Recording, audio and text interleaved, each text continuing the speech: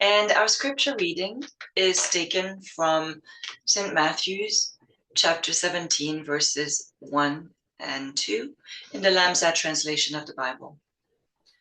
Judge not, that you may not be judged. For with the same judgment that you judge, you will be judged. And with the same measure with which you measure, it will be measured to you. And thus concludes the scripture reading, St. Matthew's chapter 17, verses 1 and 2. The theme of this sermon was inspired to me by a little incident at work that made me feel quite frustrated, and that is an understatement. I had been working very hard on a project, and those who benefited from this project really appreciated. At least that's what they told me. And those who worked with me on this project also appreciated how I had steered it and I had brought it to completion. But somehow, the senior leadership didn't care. I felt that they did not care about what I had done, because even though there was a need that I had filled, they didn't see it as important. And I was mad. They judged my work, but I also felt like they were judging me and that I was not important because I was not working on things that they cared about or something that they did not feel was important. How dare they judge me? And I was in a bad mood for the rest of the day. And at first, fueled by my frustration, I felt defiant. During my ride back home that evening, I was imagining scenarios in which I was going to prove them wrong. Then after about 20 minutes, I realized that I was ruining my very precious time, my me time. When I'm back home, I normally use this time to decompress, to let go of work. I'm on the bike path, surrounded by trees. And that's when I normally process the day and let go of the day. I was processing, all right, but not in a productive way. I had to switch gear. Then I thought of a moment in my life when I realized that the opinion of me or anger towards me by someone that had been very close to me just didn't matter anymore. I simply stopped caring about what that person thought of me. And I realized at that moment that it had come gradually, that it was a process, but it had stemmed from a decision that I had made at some point in the past, that I was not going to let their opinion of me affect me anymore. I was not going to let their negativity penetrate my consciousness. No more gaslighting, no more hurting. That was it. And then when I was biking home, processing my frustrations that evening a few weeks ago, I realized that I could apply those same things to many aspects of my life. It was my choice. So I made the deliberate choice to let go of the opinion of the higher ups and spend the last 20 minutes of my bike ride with better energy.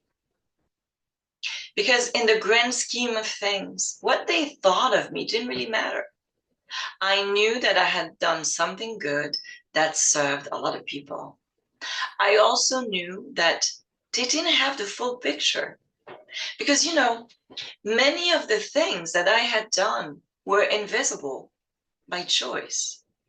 I knew that I had brought support and energies of love and healing into my environment, at home, at church, and also at work.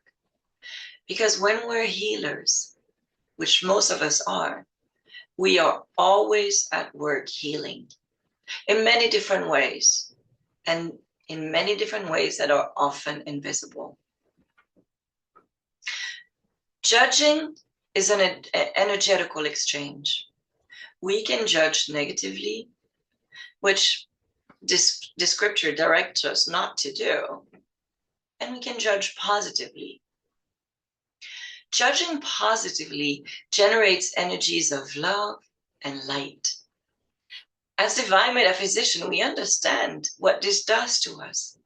Because when we think good thoughts towards others, the law of cause and effect brings love and light to us as well. But it's also easy for most of us to see the flaws in others without really looking at ourselves. And when we do that, the energies that we send to those we judge are harmful. And by focusing on the flaws of others with the same law of cause and effect, not only do we send harmful vibrations to those people, but also to ourselves. You can think of it as like a direct connection, a direct link that we emit and that is always attached to us. Those energies that we emit stay connected to us. We just don't let them go. They are connected to us and they stick to us until we radically change course. When I look at current events, it makes me feel like we're often being judged for not being enough. The homeless don't matter to those in charge. The encampments were removed from DC streets. Those who benefited from the Supplemental Nutritional Assistance Program, SNAP, also known as food stamps, they have seen their benefits cut or eliminated altogether. It's like they don't matter either. Immigrants don't matter. They are being treated, hence judged, as lesser people. People are being disenfranchised, particularly the Black population, like they don't matter, or even less than before. And that's in the eyes of those in charge. Many, if not most in this country, are being judged as lesser people, and that can be infuriating. We can feel defeated. We can feel beat down. We can feel angry. Many may feel stuck, angry, and hurt. And they can remain angry and frustrated for a long time, stuck in those lower energies and vibrations. There's, of course, the social and economic element impact of those decisions that can make us feel angry. And I certainly don't want to diminish that. And it can create a lot of damage. And as a spiritual leader, my purpose is to give us a spiritual way to address our frustrations and our hurts. So I will focus on that. Sometimes when we are angry and we are frustrated about being judged, when we are made to feel that we don't matter, it could also be that we are judging ourselves negatively. Could it be that we ourselves have doubts about the value that we bring to the world? Because the world at some point made us feel like we don't have a high-paying job, we don't have an advanced degree, we don't have millions of followers on YouTube or Instagram or TikTok, we don't have a prominent place in society, or we don't have millions and billions of dollars, so we don't matter. And somehow a part of us believe this. When we give importance to what others think, we give them our power. We diminish our own value. And we have to reclaim our power. Reclaiming our power starts with a decision that we have to make about ourselves. The decision we have to make is that we matter. We cannot stay in the energy of, I'm angry at him. Anger can fuel and to bring change, but we need to transmute the energy of anger into resolution, a resolution to bring change. It doesn't start with them. It starts with ourselves. You know, when we talk about a relationship, we say that we cannot change the other person in the relationship. We can only change ourselves or how we react to the actions of that person. And that is true for all relationships, but even in society. It is how we react to others in our environment that can bring change and that can bring peace. It is how we address it. You know, you've heard the saying, charity starts at home. And usually it means that before you help others, you should help yourself. And it may seem a little selfish, but it can also be very much needed. And that is what we need to do right now with ourselves energetically.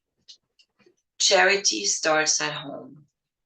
And that means that we need to take care of our own beliefs about our self-worth before we try to convince others of our worth. And while others make us feel like we don't matter, we say to ourselves, hell no, you are not used to bring hell no in a sermon here. But hell no can also mean I'm not going to go or stay in that place of consciousness where I will let myself feel diminished by the judgment and the actions of others.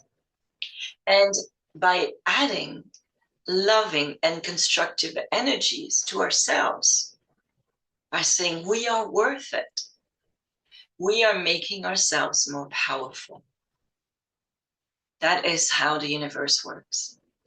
A beautiful and a powerful clergyman and social activist named Reverend Dr. Martin Luther King Jr. said, darkness cannot drive out darkness. Only light can do that. Hate cannot drive out hate. Only love can do that. This famous statement tells us that using violence or bitterness to fight the system adds more darkness and pain. It also argues that love is the most powerful tool to heal society and to heal ourselves. It also has moral dimensions because if we are to remain true to our faith, which preaches love and healing, light is the way. It's the only way. Light is the way that we can heal ourselves and others. The statement by Dr. King addresses the power that we all have to bring light into the world. You've heard it many times. It was true in 1963. It is true today, and it will be true tomorrow. Everything that everyone in the world does has a part to play in the universe. And on the surface, the work that someone does may not seem important. You may think that perhaps cashiers in the grocery store don't bring much value, at least not to you. They just scan and take your money. They can be replaced.